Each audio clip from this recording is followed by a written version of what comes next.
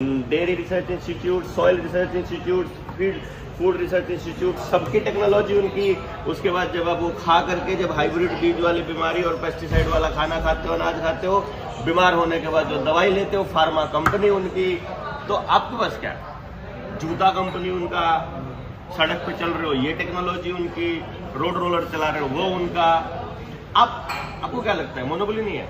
Monopoly है, ये दिख नहीं रहा, लेकिन इस वक्त दुनिया बदल रही है। कुछ नहीं बदल रहा, मोनोपोली जो है कुछ भी नहीं बदल रहा है। आपको इसमें जो दिखाया जाता है वो तय करते हैं, टीवी में जो दिखाया जाता है वो तय करते हैं, किताबों में क्या पढ़ाया जाएगा वो तय करते हैं। सारी यूनिवर्सिटीज वर्ल्ड लेवल की हर यूनिवर्सिटी का करिकुलम रॉकफेलर फाउंडेशन तय करती है।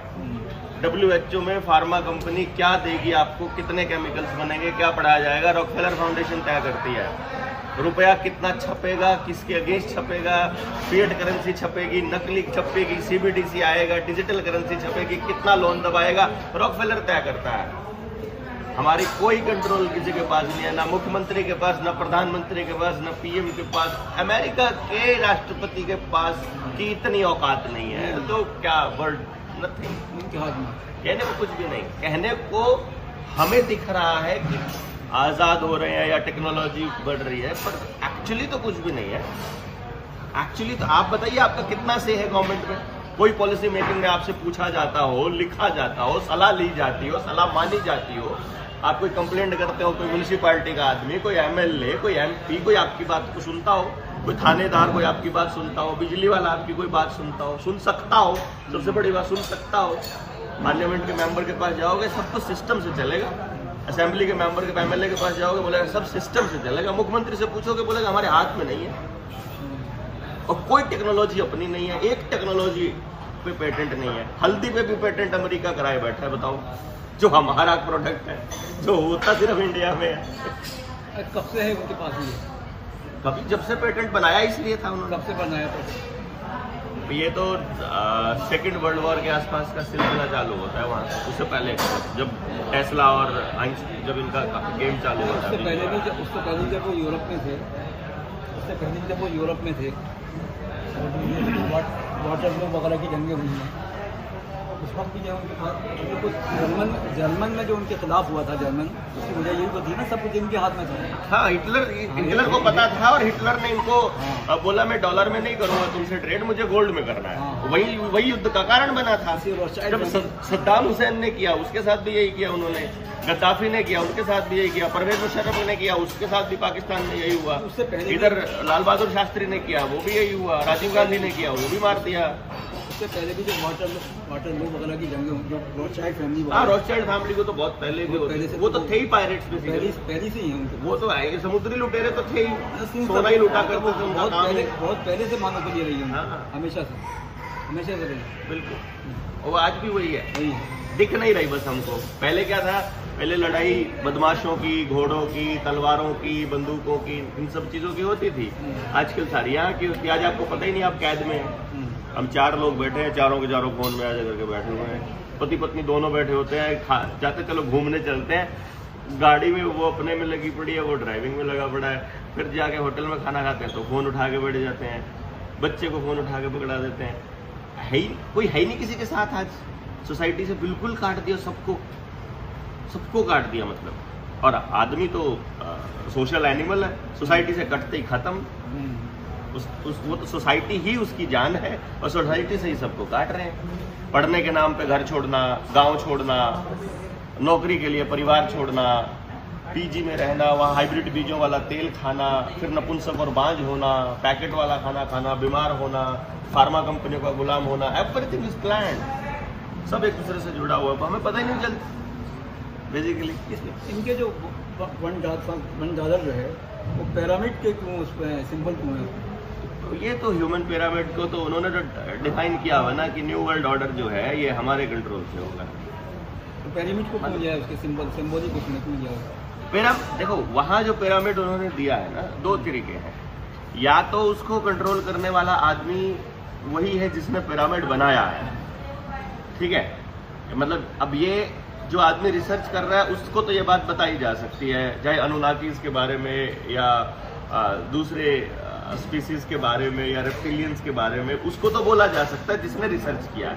जिसने नहीं किया है वहां पे फिर ह्यूमन पिरामिड बोल दो कि स्ट्रक्चर है, वो सबसे ऊपर सबसे अमीर है, नीचे छोटे जनता है, वो ब्यूरोक्रेसी और वो सारा कुछ आता है। ऊपर जो आंख लगी है, एक्चुअली तो वो आंख हमारी पाइनियल ग्लैंड है, जो पूरी यानी सृष्टि से कनेक्ट होने का, एनर्जी को ट्रांसफॉर्मेशन का, लेने और देने का एक जरिया है। लेकिन जिनकी रिसर्च अभी थोड़ी है वो बोल देते हैं कि ये शैतान की आंख है, मुसलमान उसको दज्जाल की आंख बोलते हैं, हिंदू लोग उसको बोलते हैं कैमरा बोल देते हैं। जैसे बिग बॉस में एक आंख दिखाई देती है, वो आंख शैतान की आंख बेसिकली, तो वो उनको थोड़ा ऐसा बोल देते हैं। इट्स लाइक जितना जिसका लेवल होता है, पहली क्लास का बच्चा है उस हिसाब से बता दो, 10वीं क्लास का बच्चा है उसके हिसाब से बता दो, डिपेंडिंग अपॉन कि सामने वाला कितना हजम कर सकता है।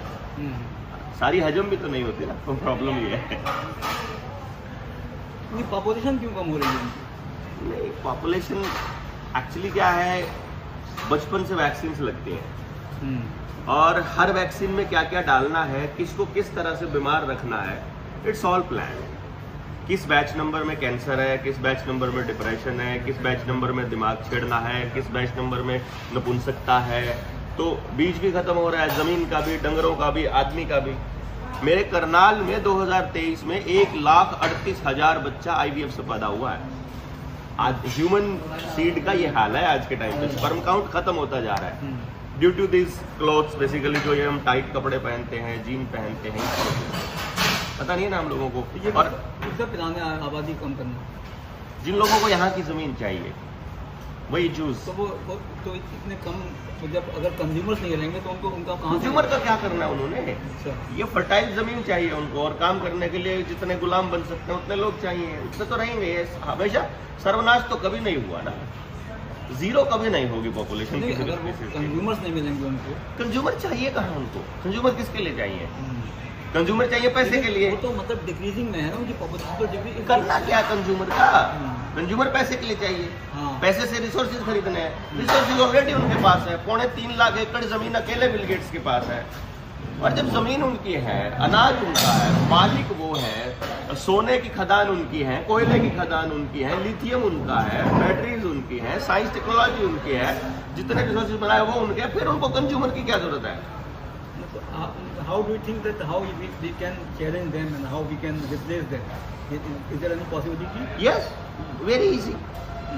समझ लो बस कि गेम कैसे चलता है, कि उनके हाथ में कमान दे रखी है, क्योंकि हम कुछ करना नहीं चाहते हैं। सिंपल एक फंडा है, जिस काम से प्रकृति का कोई नियम टूटता है वो मत करो, और जीवन को व्यापार आधारित छोड़ दो और व्यवहार आधारित कर दो, और लिखित में कुछ भी मत करो, केवल जबान को अपना राज बना लो। जो जबान से निकल गया तो निकल गया, जबानी करो, सारा व्यवहार जबानी, टोटली।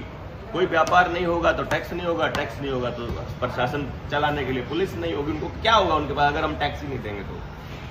पावर अपने पास रखना आना चाहिए पब्लिक को, वो आता नहीं है। बुद्धिजीवियों के पास समय नहीं है, क्योंकि उनको पैसा कमाने की होड़ लगी पड़ी है, ठीक है, या उनको हम जैसे लोग बेवकूफ नजर आते हैं। पावरफुल लोगों को अपनी पावर बनाए रखने के लिए हमारा दमन करना जरूरी है, और जिनके पास पावर नहीं है, बुद्धि नहीं है या पैसा नहीं है, वो अपनी रोजी रोटी कमाने पे, EMI भरने पे लगे पड़े हैं। हमारे जैसे कुछ पागल लोग हैं जो सब कुछ होते हुए सब कुछ छोड़ के निकलते हैं कि नहीं यार बचाएंगे, कुछ तो करेंगे। हम नहीं बचे, हमारी अगली पीढ़ी तो बचे। अच्छा, उनके पास तो इस तरह की टेक्नोलॉजी है जिसमें हिंदुस्तान का जो वोटर सिस्टम है उसको उसमें जो है वो उसको मैनिपुलेट कर सके। एग्जैक्टली। देखिए, ये ऐसा लगता तो नहीं कि यहाँ पर है इस तरह का सिस्टम, मतलब अगर है तो उन्हीं के पास यहाँ का जो मैं आपको एक चीज बताता हूँ। छोटे बच्चे को आप A फॉर एप्पल बोलोगे ना, तो उसके दिमाग में एप्पल की तस्वीर बनेगी। हमारे दिमाग में जब थॉट्स आते हैं तो जो हमारा ब्रेन है ये एक रिसीवर और एक ट्रांसमीटर दोनों की तरह काम करता है। ये थॉट्स को रिसीव भी करता है और थॉट्स को ट्रांसमिट भी करता है। और जब ये थॉट को ट्रांसमिट कर रहा होता है तो उस इमेज को कैप्चर किया जा सकता है EMF रेडिएशन से। तो उसकी वजह उसके थ्रू, इस टेक्नोलॉजी के थ्रू आप क्या सोच रहे हो ये भी देखा जा सकता है स्कैन करके आपके ब्रेन को, और यहाँ तक कि जब आपके दिमाग से, अब देखो जो गली उधर जाती है वही गली इधर भी तो आती है। भाई आपके फ़ोन से मैंने मैसेज भेज दिया या कंपनी को भेज दिया, तो कंपनी से आपके फ़ोन पे भी आ सकता है। कंपनी आपके फ़ोन में एक सॉफ्टवेयर अपडेट करेगी और आपका फ़ोन गर्म होना बंद हो जाएगा। तो इसका मतलब कंपनी एक सॉफ्टवेयर अपडेट करेगी जिससे आपका फ़ोन गर्म होना शुरू हो जाएगा, ये भी हो सकता है। और इतने गर्म होने के बाद ब्लास्ट हो जाए, ये भी हो सकता है। अगर वो आपके दिमाग की रेडिएशंस को पकड़ के रीड कर सकता है और मैनिपुलेट कर सकता है यहाँ आने वाली पोस्ट, तो इसका मतलब है कि जब फ़ोन नज़दीक है तो वो आपके ब्रेन की वेव्स को मैनिपुलेट भी कर सकता है। जब यहाँ से डेटा इधर जा सकता है तो यहाँ से डेटा इधर भी आ सकता है। मेमोरी एंड इमेजिनेशन, हाँ, two things, memory and imagination. Imagination helps in memory. क्योंकि इंसान का जो human, imagination helps in memory. पहले मेमोरी है, मुझे जो है मेमोरी स्टोरेज है, जी जी इमेजिनेशन क्रिएटिविटी है। जी। नहीं मेरा मेमोरी को स्टोरेज का न्यूरालिंक बना चुका है Elon Musk already. Memory replacement का पूरा किट बन मेरा चुका है। सवाल ये था कि जैसे मौजूदा इलेक्ट्रॉनिक सिस्टम है और जो इलेक्ट्रोनिक सिस्टम है, इंडिया का इलेक्ट्रॉनिक सिस्टम है, दुनिया का इलेक्ट्रॉनिक सिस्टम है, उसको वो उस पर असरअंदाज हो सकते हैं। अब बैलेट पेपर यूज करो अगर आप वोटिंग ही करना चाहते हो। अदरवाइज वोटिंग का कोई लॉजिक नहीं समझ में आता मुझे, क्योंकि गांव में बैठा आदमी, पहली बात तो उसे अकल नहीं है उसको किसको चुनना चाहिए, दूसरा उसका कोई से नहीं है। अब कोई पॉलिटिकल पार्टी किसको कैंडिडेट बनाएगी मेरा हाथ में ही नहीं है, तो हमारे हाथ में तो ये होगा कि सबसे कम गधे को चुनो। ईवीएम को वो छेड़ सकते हैं। हाँ बिल्कुल, ईवीएम कैन बी मैनिपुलेटेड। यही मेरा EVM can be manipulated. Voter का दिमाग भी मैनिपुलेट किया जा सकता है। इलेक्शन कमीशन को भी मैनेज किया जा सकता है। वहाँ पे ड्यूटी पे प्रिजाइडिंग अफसर जो भी है उसको भी मैनेज किया जा सकता है। और ईवीएम बदली भी जा सकती है। और वोटर को तो इन्फ्लुएंस किया ही जाता है मीडिया के माध्यम से। तो everything is like corrupt basically. वो तो एजुकेट कोई कर नहीं रहा ना पब्लिक को, क्योंकि इसमें जो काम करेगी वो समझ काम करेगी और समझ कोई दे नहीं रहा। प्रॉब्लम तो ये है। और समझ ही समाधान है इसका, और कोई समाधान नहीं है। आपको समझ आ जाए क्या खाना है क्या नहीं खाना, कैसे रहना कैसे नहीं रहना, क्या पहनना है क्या नहीं यहाँ पहनना। कन्वर्जन नहीं है, ये बुकिंग में क्या बात, कन्वर्जन नहीं है।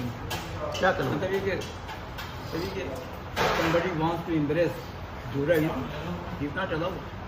If somebody is keen to embrace that religion, it is not permissible. The person who is inherited and देखो वो जो आदमी मतलब ऐसा नहीं है, जैसे यहाँ पर हम कन्वर्जन करते हैं पैसे के लिए, लालच के लिए, वोट के लिए या किसी ऐसी चीज़ के लिए। हमारे यहाँ कोई परमात्मा या कोई रिलीजन या कोई विचार इम्पोर्टेंट नहीं रहता है, मतलब मैक्सिमम केसेस में जो भी कन्वर्जन करता है। और यहूदी सिर्फ ब्लड लाइन को इम्पोर्टेंस देते हैं और उनको मालूम है कि हमको ये 13 blood lines he carry on करनी है। बाकी कन्वर्जन कोई करता है उनको कोई फर्क भी नहीं पड़ता। वैसे उनको यहूदी भी तो निपटाने हैं सारे उनको अपनी ब्लड लाइन रखनी है। वो जिसको प्योर ब्लड लाइन बोल रहे हैं उनको सिर्फ वो रखनी है। आप लोगों को तो वो अश्केनाज़ी सफरडाइट, अश्केनाज़ी यानी कौन से कहते हाँ, हैं अश्केनाज़ी। हम लोगों को तो कीड़े मकोड़े सोचते हैं, ये तो सब पोल्यूटेड है, इनको तो मारो सबको कीड़े मकोड़ों को। वो अपने ब्लड लाइन को ही बोलते हैं ये प्योर ब्लड है, सिर्फ ये इनको जीने का अधिकार है, बाकी सब कचरा है। अश्केनाज़ी उन्हें क्या धुना है।